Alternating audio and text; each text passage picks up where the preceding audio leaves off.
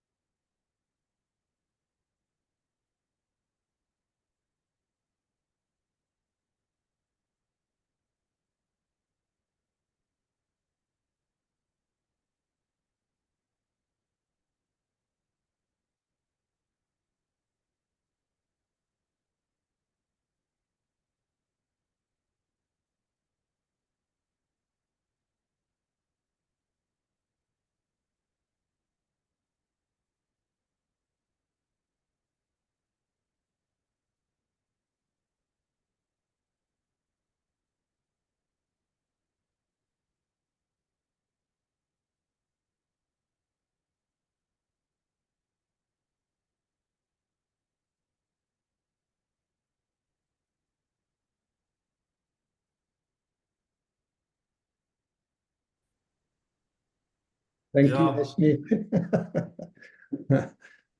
Does we anyone look? looked at Diamond, we looked at platform, a few things. Oh, Yeah. okay.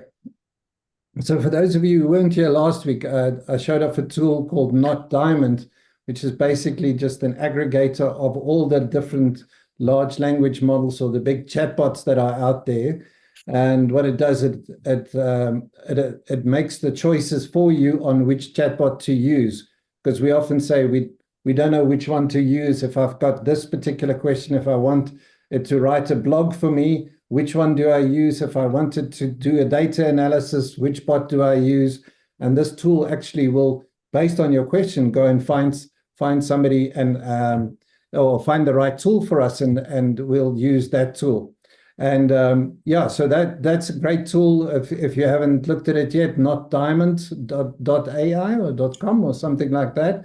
And also the other benefit that the tool provides is that you can literally pay as you go, as opposed to paying $20 a month for this tool and for that tool. And it all adds up at the end of the day. And the Not Diamond one is all connected via APIs to the large language models. So you get the benefit of the strength of those big models, but you're paying a lower fee. I think maybe just some of the features don't always pull through on Not Diamond, but yeah, a good tool to use if you weren't here last week and you want to get the recording. You can go join my group on the website.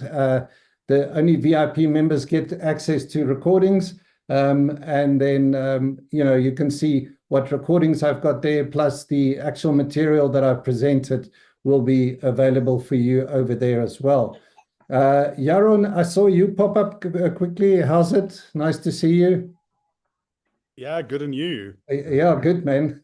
Sorry, I was a little late. I overran from my previous meeting, but That's nice to okay. join. We paused the meeting just to wait for you, so that's okay.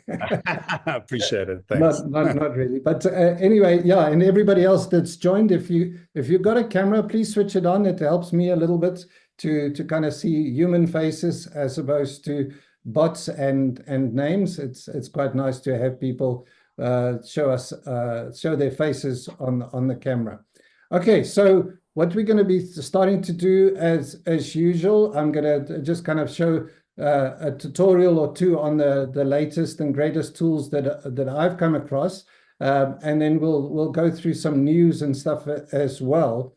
And I actually want to start with something, and If some of you are from the Henley group, you probably have seen what I've shown about the Notebook LM, and the rest of you have heard me before talk about Notebook LM as a very powerful tool which you can use. So Notebook LM has come up with a new gadget, and I want to show it to you guys, and I want to convert you all to Notebook LM to go and use it because I think it's such a powerful tool.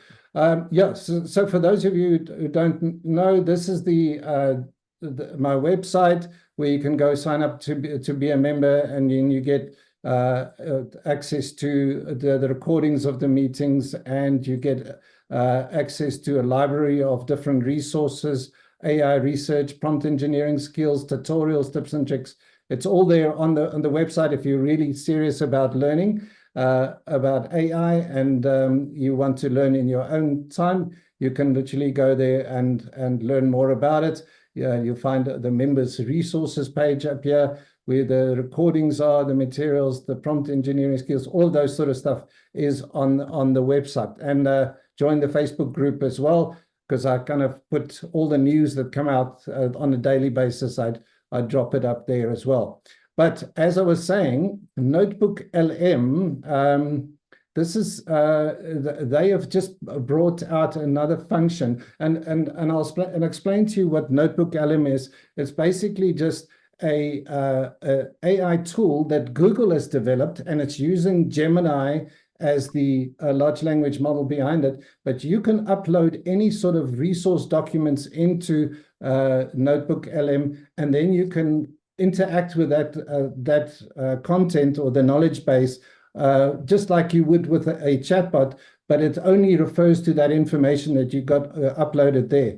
So what Notebook LM has now done is they've gone and added a function that will generate a podcast for you from the knowledge base that you created. And if you don't know what I'm talking about, I'll show you an example just now, but it basically turns the material that you add in there into a podcast, like an audio discussion between two human beings. And the use cases there is mind-boggling, that kind of stuff that you can do with it. And then also what's coming, which is not there now, but you could actually interrupt the podcast and ask a question, and the conversation will switch and it'll address your question and bring you into the conversation. And then the other important thing, it's running off Gemini 1.5 Pro, which is a very powerful tool. So this is Notebook LM. Once you've logged in, I've got a bunch of notebooks that I've created over time. And if I just go into the one about my ROI from AI business, I've loaded a bunch of documents over there. So you can upload specific files or Google Docs, Google Slides, website links to your website or other websites around a certain topic. So in this case, it's around my business, but you can upload it on any topic. So it becomes like a second brain, a repository of stuff that you've learned, or Google documents that you've saved that you think you're going to use later. But you throw it in there as the knowledge base for this tool, and then you can start asking it questions down here. And then, so the other example, it gives you a summary immediately across all of those resources, plus an FAQ, or you can click on it and it'll give you an FAQ, a study guide, or whatever it is that you wanted to generate, or it gives you some suggested questions, which it will then start generating for you. So those of you who've seen Notebook, I hope you're trying it out. It really is so versatile, and in a lot of ways can help a lot of people. But now they've added this button called the audio overview. And if I click on that, hopefully, because I have used it already, it's not going to take too long to load. But it usually takes a little bit long if you haven't done it, because it generates it from everything else. But listen to this conversation. These are not real people. This is AI generated 100%. Crazy. Yeah. AI is everywhere you turn these days. Totally. But you know what? Yeah. Today, we aren't just going to like toss around buzzwords. Okay. We're really diving deep into how to make AI actually work for you, I like it. your business specifically. Right. And to help us with this, we're going to be checking out some materials from AI expert Quentin Jacobs. Yeah, and what we've got here from him is really something. It's not just, some theoretical stuff. It's like real world strategy from a guy who's, actually been there, Totally. building businesses, leading teams, and just navigating this crazy world of data and tech. Right. And we've got a good bit to dig into. Like, we've got these glimpses into how he thinks about achieving ROI from AI. Yeah. All right, I'm not going to play the whole podcast for you. If you want to hear it, you can go back to the website. I actually put it in the on the front of my website. It's sitting right over here. And let me just get this thing out of the way. You can go listen to it there, right on my website. I thought it's pretty cool to put it up there for people that comes to me, and because they can learn about my business over there. But this isn't the only use case. So for instance, I talked to a lot of teachers in the US. We're starting an organization there that's going to teach teachers how to use AI in the education world. But here's a teaching use case that you can use. For instance, I found a document on the US civil rights movement, and I uploaded here. It's about a 70-page document, quite elaborate. And then it gives me the summary, but then it also gives me a podcast. So if you think about it, students, would they rather read a 70-page document, or would they rather come in and listen to two people discussing it, and rather learn in that way? So it sounds something like this. These excerpts from the U.S. Civil Rights Movement are really something. Powerful stuff, right? Yeah, it's one thing to know the names and dates, but this is different. It's like you're right there. Exactly. You're experiencing it through the eyes of those who lived it, the raw emotions, the personal stories. That's where the real impact hits you. And that's what this deep dive is all about, your own personal journey through this incredible moment in history. And we're not shying away from the tough stuff either. We're diving right into the deep end, back to the era of slavery in America. We have to, right? You can't understand the civil rights movement without confronting its roots, no matter. I mean, that's pretty awesome. That all is generated by AI, the voices, the two people that have this discussion, and it just makes the material so much more engaging and interesting to listen to. And it's all accurate because it's only done on the information that you provided it. So it's not going to go out on the World Wide Web and the training that Gemini has got, in terms of articles on Reddit or wherever else. It's just going to stick to the information that you trust, that you've uploaded into this document. So I think this is actually something that's in beta at the moment from Google, but it's free, even more astounding. So it's still in beta. Hopefully they don't do away with it, like Google sometimes do that. They come out with some really cool tools, and then next time you want to log in there, they've done away with it. There's no longer that tool available. But I think this one is going to stick. It's a pretty useful tool. Any comments or questions about Notebook LM?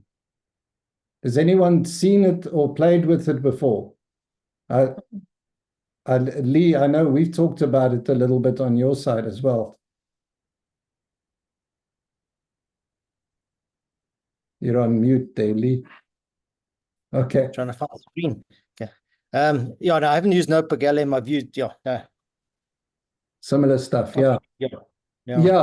No, so we also spoke a couple of weeks ago about how to create chatbots and things like that, which all of these things are sort of similar. If you think about it, it really is just using AI in a way where you train it on a knowledge base that is unique to you, or unique to a process that you're working with.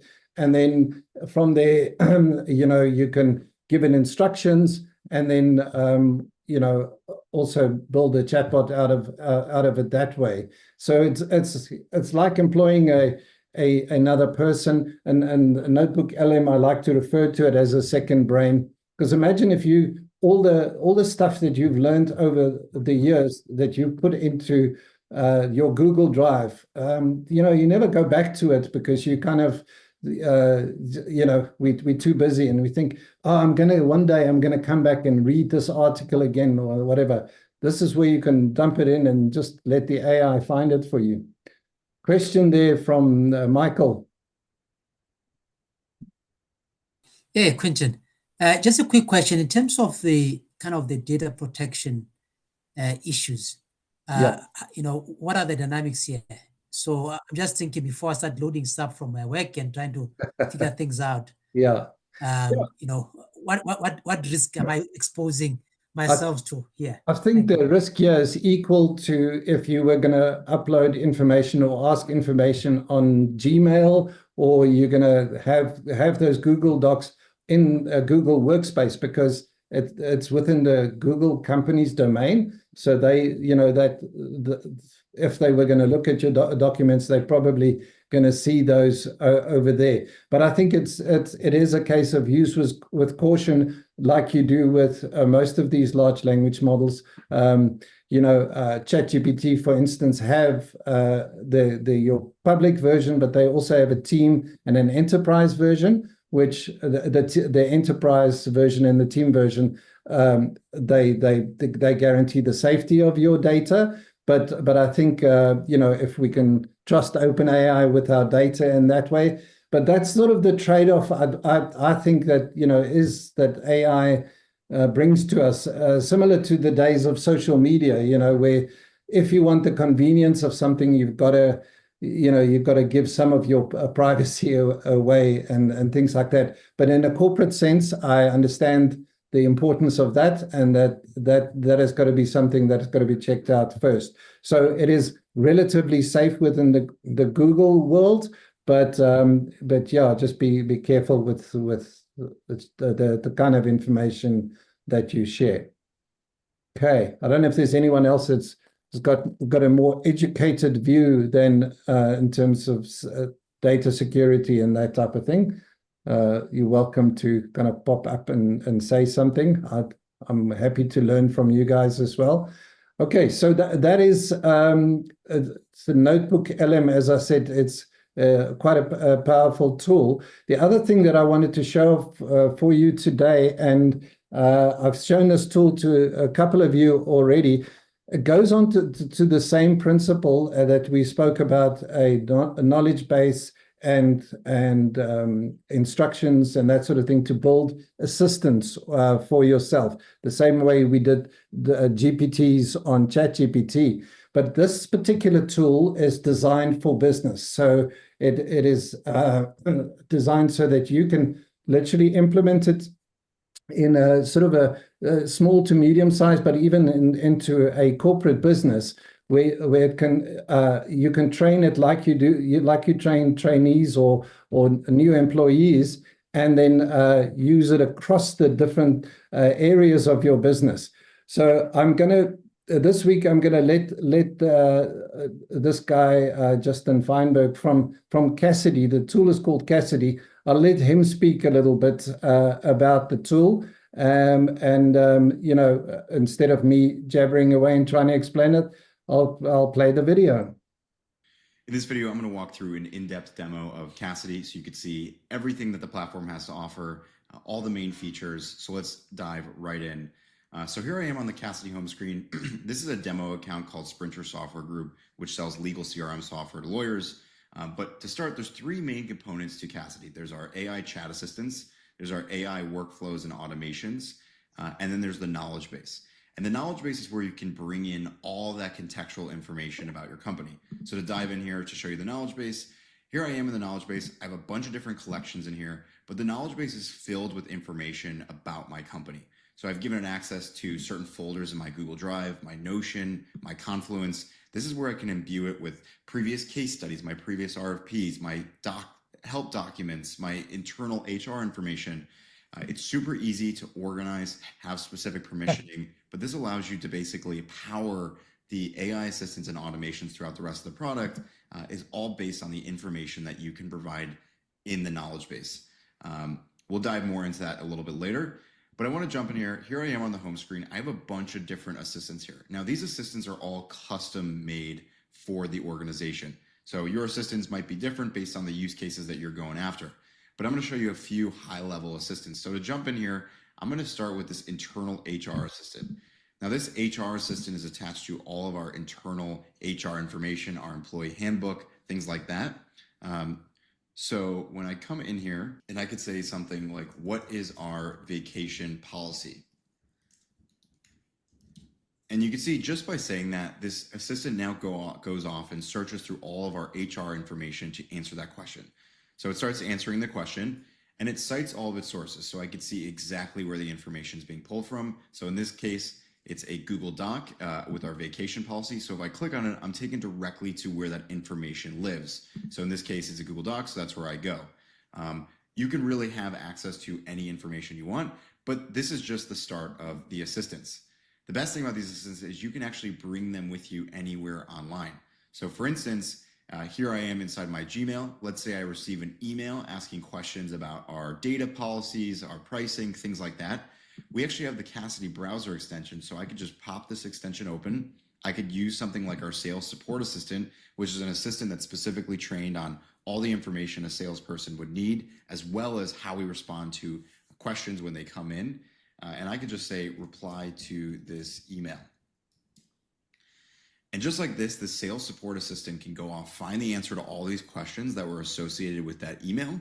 And it can also respond in a way of how we like to respond to our customers, because we've actually trained it on our brand voice as well. So it knows how we like to respond. So you can see here, it's responding to that just like that. Now, if I jump back into the assistants tab, inside the assistants, I have access to all the various assistants that I create. I actually also have access to ChatGPT, Anthropic, Gemini, all the major language models that I could just use. They work directly the same that they would in any of the other model providers. But these are just all baked into Cassidy, and we don't do any future model training. It's entirely secure. Now, these assistants are super easy to customize. So here I am in the assistants tab. I have a bunch of different assistants in here. But if I go to like that sales support assistant that I just showed, you can see I actually can choose the model I wanted to use. I can continue to provide it instructions on how I want it to respond to customers, things like that. I could actually give it that brand voice. So I could give it examples of my previous writing style so it knows exactly how to sound like us. And then I can actually even give it and choose what parts of the knowledge base that this assistant should have access to. You can also actually even deploy these assistants to all different sorts of locations like Microsoft Teams, Slack. You could deploy it via an API. But you can see if I have Slack open, I have a few of my assistants deployed directly in here. So people can come into Slack, ask questions directly, and you can see it works exactly the same. So you can deploy these assistants anywhere. So that's a quick high-level overview of assistants. We'll dive in a little bit more on some other features in a bit, but I want to jump into workflows. So workflows are where you can actually have more end-to-end automation. You don't need to just chat with these assistants. You can actually have them go off and do things for you. So inside the templates tab, we actually have a whole bunch of specific templates that you could try out just to give you ideas of what is possible with workflows. But if I jump into the top one, here's a competitive analysis report. So that basically this workflow, all I do is throw in a competitor's URL. It searches online reviews of the competitor. It scrapes their website, and it writes up products and service offerings, and ultimately generates a competitive analysis report, all just from a competitor's URL. So if I go into edit workflow, you can see I can fully customize exactly what I want this workflow to do, all the prompts, every step of this. So it's super easy for me to just throw in a URL here, click run workflow, and it will go through all those steps. So I'm going to just take in, our URL here from Cassidy. We'll throw this here. We'll click run workflow. It's going to start running. I'm going to pause for a second. And you can see it starts going through every step of this workflow. It scraped our website. It wrote the description of the company. It wrote up the product and services. It wrote up the strengths and weaknesses. So every step in this workflow is run just from that one URL. So it can do all of that. Now that's just actually a basic workflow. You can actually do a lot more with these workflows. You can have them go off and do things even while you're not working. So if I go back to our workflows, here's a library of a bunch of workflows that I have created, but I'm going to show you one here where this is actually a new lead enrichment workflow.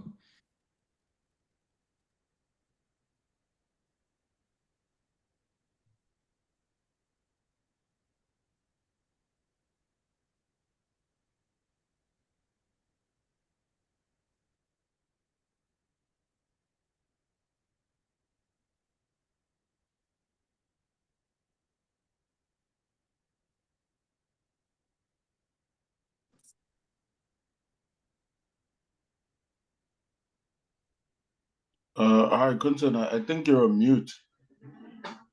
You haven't unmuted yourself. Oh, thank you very much. Here I was explaining the whole gadget to you guys. Thanks for pointing that out for me. What I was saying is I think I'm not going to show the whole video because you guys get the idea of what this is about. There's lots more functionality that it is. But the power of this is the fact that it is secure. So Michael, you had the question about security of data, and in this case, it is the knowledge base of your company is housed within this platform, and it doesn't get shared out with a ChatGPT or a Google or one of those sort of companies. So you have that, and that's why it's very suitable for deploying this in a medium-sized company or a large-sized company. So I think it's a huge amount of productivity gains that can be done, especially through the workflows. But also, we all know about the assistants and how useful that can be. So an assistant can be used for internal use or external use. External use, obviously, you put a chatbot on your website and it answers customers' questions and things like that. But the nice thing is, for all of that stuff, you upload the knowledge base in one place, and it feeds all of these different functions throughout your organization. So it's like employing somebody that knows everything about your business, and is able to do a whole bunch of different functions. Are there any questions about? Quentin, is this similar to Notebook LM because it's also a knowledge base? Yes, yeah, I'd say it has similarities, but I think what this can do is, for instance, you can create your chatbots or your assistants from it, that you can deploy in different places. But it also has like a Chrome extension, which you can call up, as you saw, if you're writing an email, you call up your sales assistant, which is all the knowledge of your company in it, that helps you write an email response to a client. So it's a little bit of a different use cases. I would say a Notebook LM is more an internal use, whereas Cassidy is maybe a broader application. Quentin, I've taken a subscription on this to try it out. Literally, I was trying it out, and I couldn't get any further with taking a subscription. Okay, so I thought, okay, take a subscription. It's about $79 a month. Okay, and then you have 3 users. So there's 3 of us that can use it. I've struggled with it. I try to do, for example, I said to take this and here's my last year's business plan, and just rewrite it for me. Have a look at update it. Okay, it produced a 1-page document, which is like nothing. So and it was absolutely meaningless. Okay, and then so I couldn't get this working. Okay, I've also I took it. I tried to do a competitor analysis like you had there earlier, and I put, for example, value logistics in. Okay, and it ran it, and then just had no result in the end. I just failed with this particular. That's not a good thing. No, I listen. It's probably user, okay. But and then I got 30,000 whatever that is credits. I don't know what that is exactly, but I'd use up 7,500 of them in like a few hours. So you don't get much bang for your buck on $80. I think it's also sort of a very new version of the tool that's come out, but I'm glad you actually went in there, and that should be a 2-week trial period that it provides you. And so it's a pity you couldn't use up that trial period. No, it won't allow you. It won't allow you to use the templates. You've got to up. Oh my word. Templates. All right. Well, but thank you for trying it out and actually getting some first-hand experience, because now you can share that with the rest of us, and we know how to use this tool.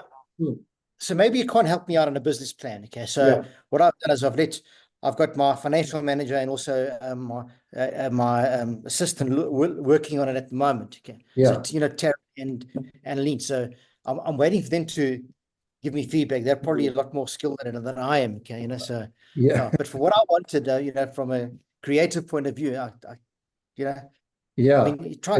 go look at it yourself. There's nothing that'll help you and a business plan, for example. Yeah. When I tried it out, I tried the free version and it let me use it for 2 weeks, and I was able to play around with most of the functionality. But I have to admit, I didn't go on to kind of Workflows. Subscribe to it. Did you do workflows? No, mostly chatbots that I built. Okay, we're trying to create a workflow. Okay. And it didn't work. We're stuck there. All right. Gary? Quentin, isn't it like I tried Grok, okay? Yeah. And maybe it's also similar, like in South Africa, we got limited access. Maybe they don't like us here in South Africa, but they don't give us full access. I don't know why. Yeah. And some platforms are only America. So I don't think they've opened it all up to us yet, because I can see some platforms say, no, it's only these areas. Yes, So they're sort of opening it up as we go along. And maybe they give us restricted access, or I don't know what's wrong. Yeah. Look, they usually roll out a lot of these tools in the States, as well as in the European regions and those sort of things. They get it like months before us. It's like in the old days with the movies, we only got to see the movies much later. But it looks like it. Yeah. But now, but that shouldn't be applicable to this specific tool, because I don't think there's regional restrictions on the tool. But I think, even though it's just another tool showing sort of the concept of how the AI is being developed, and that it's not necessarily about the large language models that can do everything for everybody, but it's customized versions of it that we're going to be using in future. And we're getting to the point where we're going to be looking at AI agents for example, and AI agents are going to be performing specific tasks, and they're going to collaborate and work together with each other. So the terminology is sometimes a bit confusing, because you talk about agents, and you talk about assistants and chat, and you talk about GPTs. So it sounds like it's the same thing, but an agent is not quite the same as an assistant. An agent is a AI application that can basically perform tasks on its own, independently from you. You don't have to keep your hand on it. You basically just give it the outcome that you want, and it will run through a process. Step by step. It will figure out the process, and it will do it step by step until it reaches the outcome that you asked it for. Good. So Quentin, maybe we have to outsource the building of these agents for like a chatbot for us. I mean, I'd like to outsource the building of that, or Lee, maybe get someone else to build it all up, and then we just use the platform. Is that an option? Yeah, I mean, this particular tool, I think, is a combination of, as I said, assistance and workflows. But there are a lot of tools like ChatBase, for instance, which is quite a simple chatbot builder that's out there. There's also, I actually showed it off on this platform as well. So, but even GPTs is a good chatbot or customized chatbot for us to build. The only problem with that is the problem always deploying on a website. But I actually found a solution for that. So if anybody's interested to get a GPT assistant on their website, just let me know. I can help you with that. Or even if you want to deploy it in WhatsApp, if you, for instance, want customers to talk to you on WhatsApp, but let the ChatGPT help you with that conversation, one can do that as well. So that's also possible with the AI. Cool. All right. Any other questions before we carry on? Good. I wanted just kind of jump over to what's happening in the news, because there's obviously a lot of stuff as in every week going on. And because we spoke about safety and security when it comes to AI, there's this news article that came out from Reuters about the US Congress that is still sort of struggling to regulate this technology, this AI stuff. And they've basically said the point of it is to advance global cooperation towards a safe, secure and trustworthy development of artificial intelligence.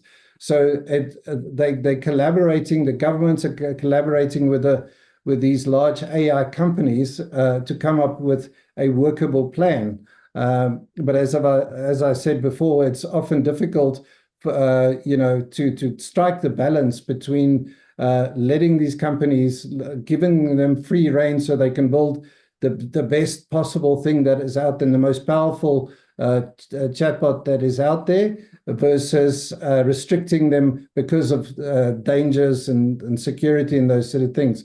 But the members of this particular group is Australia, Canada, Europe, France, and South Korea, Singapore, Britain, and the United States.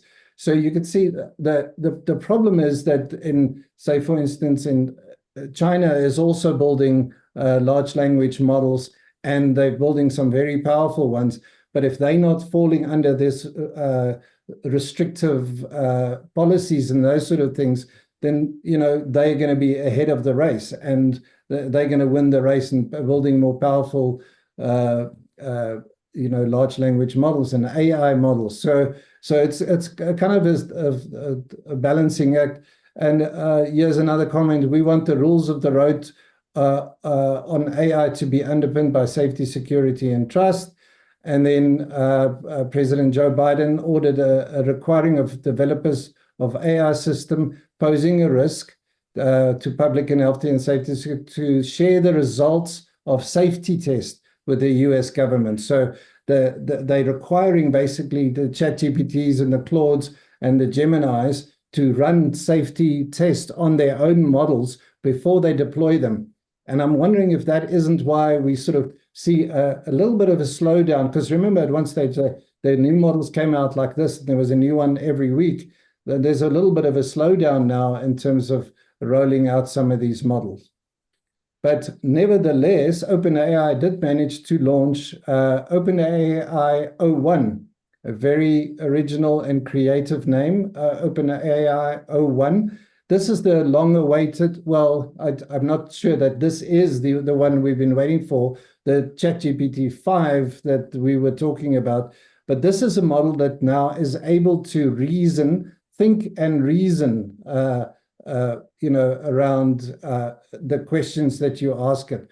So just in my own words, what I understand from this model that's out there now, and it's available within ChatGPT in the drop-down menu if you want to use it, it thinks about a problem a little bit longer than the previous model, and it uses a concept or a prompting technique called chain of thought. So what it does, it first comes up with, it tells you how it's addressing a problem and how it unpacks a problem, and first take step one and think about it a little bit, and then reevaluate its own answer, and then it'll come up with the step two of the answer and step three. And so real sort of a scientific way of going about thinking about problems. That's where that comment comes from, a PhD level scientist in your pocket, because what this process makes it a lot more powerful at is solving maths and science problems, writing code, creating content, and analyzing data. So as we specifically around code, as we know that code is becoming democratized pretty quickly, so whereas anybody can write code these days with the help of large language models. So if you have a great idea for a web app or a gadget or a phone app or whatever it is, you could literally get the AI to write it for you by you just speaking that thing into existence in a natural language and getting the answer for it. So they say scientists could use it with the research, programmers use it with code, marketers use it for content. All of those use cases that we're already using it, but it's just so much better. Sam Altman is, for instance, they've run the internal tests, and they're saying this is how much better this thing is doing at doing maths. ChatGPT 4.0 was really crap at doing maths. I don't know if anyone has tried, but apparently, a lot of people have struggled with just basic kind of maths. But look at this now, the red line is now 83% competent, or accuracy that it's giving you is just way better. So coding and then science questions, the PhD level science questions that it can answer. I mean, look at this jump in terms of code, 11 to 89% accuracy. So this is the advance that's happening at OpenAI. And but I sort of would want to qualify this a little bit to say that this is not necessarily the answer for everything and everyone. Sometimes, if you don't have a maths problem or you don't do coding, then ChatGPT 4.0 is still good enough. It's still giving you what you need for your particular business and the use cases that you have. And a lot of us are using just a fraction of the capabilities of those tools anyway. It reminds me of when they talk about our brains, we only use a fraction of our brains to do stuff. And I think that's the case with a lot of its large language models. But these things are going to keep developing, and it's going to change a lot of stuff. If you think about coders and developers, people who build these tools for a living, they're going to have to reinvent themselves and come up with different ways to make themselves still valuable in the future. So if you're going to go and play with this tool, they say, almost in contradiction to what we used to say about prompting, we said you must elaborate on the prompt and you must give as much information as you can and expand on the topic. For this particular model, because it does the thinking for itself, is that they say keep the prompt simple and direct. Avoid chain of thought prompts. So for instance, so it uses chain of thought prompt thinking. So you don't have to give it that, because then, I don't know, you're going to confuse it, or it's going to clash with its thinking process. Use delimiters for clarity. Limit additional context information. So it's saying, basically, we do not want this model to overthink. I think that's kind of what it's the process, or the magic thing about this. So again, as I was saying to Gary in the beginning, if you think about it, you've got this thing now in your hand every day. So you can literally, wherever you go, you've got a PhD kind of tool, or a PhD person walking with you that you can ask any question and get life's mysteries solved for you. So this for instance talks about the OpenAI that the hiring of coding people, interview. So it says this: if OpenAI can pass OpenAI research engineer hiring interview for coding at a 90 to 100% rate. So OpenAI would employ their tool above almost a human being. So that's what's happening there. But that's enough about the large language models, the fun stuff, the creative stuff. Runway has come up with a tool, a video-to-video tool. And actually, I'd like to show you just kind of the idea behind that. So just what it basically does is we've had text to image, text to video, and now we have, and then we had image to video. Now we have video to video. So you can basically upload any real life video that you've got, and you can then give it a prompt and turn it into something else. Actually, I wanted quickly, I was going to open the link here, but I didn't, I forgot to open the link, but if you let me just quickly jump there, I want to show you some examples that people are doing with it that is pretty impressive. So let me see my history on the last video that I've watched. I think that was, it's this one. Just have a look at what it can do if you can do video to video. The best side hustle to do Just in 20 watch the ad real quick.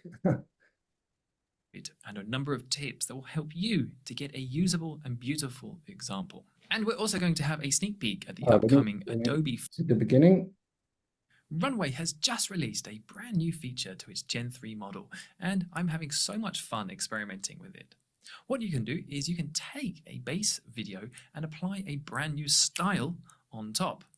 Now, this is allowing us to create a whole host of different creative effects so that any style that you can imagine, you can create.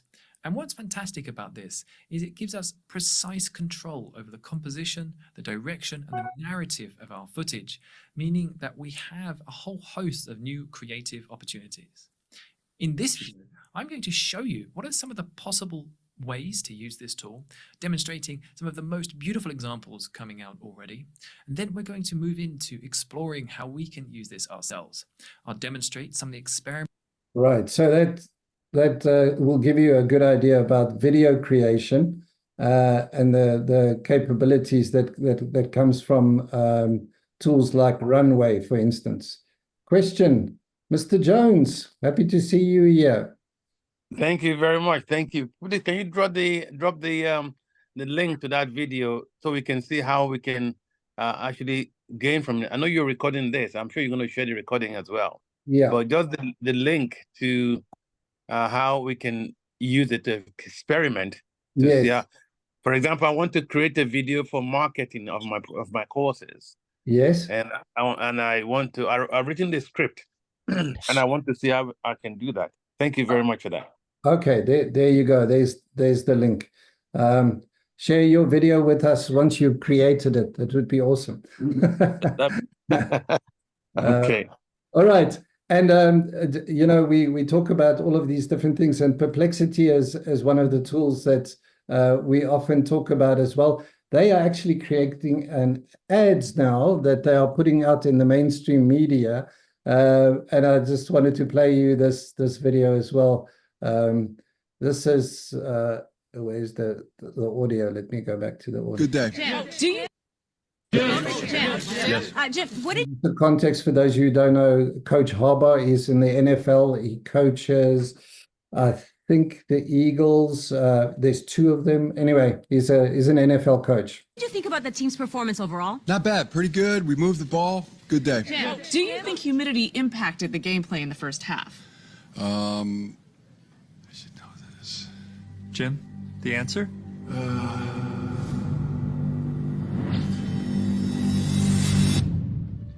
Yes. Extreme humidity exerts a discernible influence on the aerodynamics of a football. So yes, humidity impacted gameplay today. Man, that is accurate. Well, how many times has a pro player returned 2 kickoffs for a touchdown in a single game? 11. The first was November 1966. Which 2 ancient civilizations fought in the Punic Wars? Rome and Carthage. Talk about a rivalry. Where can I find great ramen in Tokyo? What kind of ramen are we talking about? Spicy miso. Kikambo. My kid keeps saying bet. What is it? What's that about? It's an informal way of saying okay or all right. Is the chicken actually a nervous bird, as you said? Chickens exhibit nervous behavior, but overall they're a calm, friendly animal. And we can quote you on that. Bet. Okay, so quite fun, the Perplexity. So hopefully everybody's had a chance to have a look at Perplexity by now. But you know, it is a very powerful research tool. It's an AI search engine combined with the AI conversational capability. So Perplexity, basically, if you ask it a question, it will go find sources and then combine all of that information into a very succinct answer that it gives you, but it will still allow you to go to those sources, and it allows you to sort of change up your question and things like that. So very powerful research tool. A lot of people use Perplexity instead of a Google, for instance, Google Docs. And that's it. That's all I have for you guys. I see there in the chat you said link, please. Larry, is that for Perplexity? Oh, okay. All right. So let me. You could Google Perplexity, or you could Perplexity. I don't know. Maybe one of the two. This is the tool. Is perplexity.ai. I'll put that in the link for you. Yeah, as you see that you can basically you know, come in here and ask a question, and it shows you all the sources that it's got, and it gives you the answer straight away. And then if you hover over the numbers there. It shows you where those source, where it gets that information in the answer that it provides. So you've got a lot more security in terms of that the answers are actually legitimate. So yeah, you can do a bunch of stuff in Perplexity. Oh, by the way, but don't get me started on this one. Maybe I should do it next week. But in Perplexity, the paid version, you can also build pages, just like websites, but you can have Perplexity build the page with you, or and create a whole new sort of you can become the expert in a field with Perplexity creating this page for you, and you can publish that page the same way you publish a website. So that's what Perplexity is all about. We have done Perplexity in the past as well. So if you just go back into the recordings, you'll see there's one on to learn more about Perplexity. But if you want to know more about the membership, just let me know. For those of you who signed up already, let me know if you want to chat more about your specific business or the resources that are out there. I'll talk you through that. Bridget, thank you I saw you sign up. I owe you a one-to-one session, because that's kind of the introduction to the VIP membership, where we're going to talk all about your business and see if I can help you even more with what you're doing. So Bridget, if I don't email you, just remind me, and then we can set up a one-to-one.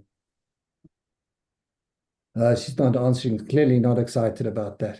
All right, everybody. Any other questions, comments?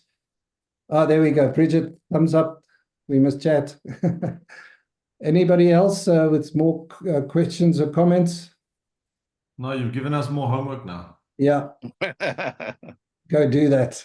And then next week, I'm going to check up on everybody, whether you've done your homework or not. Yeah. Good. Fine. All right. Thanks, Quentin. Keep Thanks well. Cheers, Cheers, everyone. Bye. Bye-bye. Yeah, bye-bye. Thank you. Please share the link to the video, please. Thank you. Okay. Bye, everyone. Which one are you talking about? The last one? The last one, the last video, yes. Oh, no, sorry. I mean the recording of this I oh, came in this one. So Larry, that if you want the recordings, you have to join the VIP membership. Then you get access to that website. Okay, please, can you give me the link to the VIP site so I can join? Okay, I will drop that quickly for you. If you can hang on a second, I'll just drop that into the group as well in the chat. Yeah. And there you go. Okay. Good. All right, everyone. Thanks for joining us, Michael. Thanks, Kanya.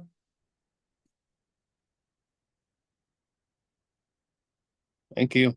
Cheers. Bye-bye. Bye-bye. Bye.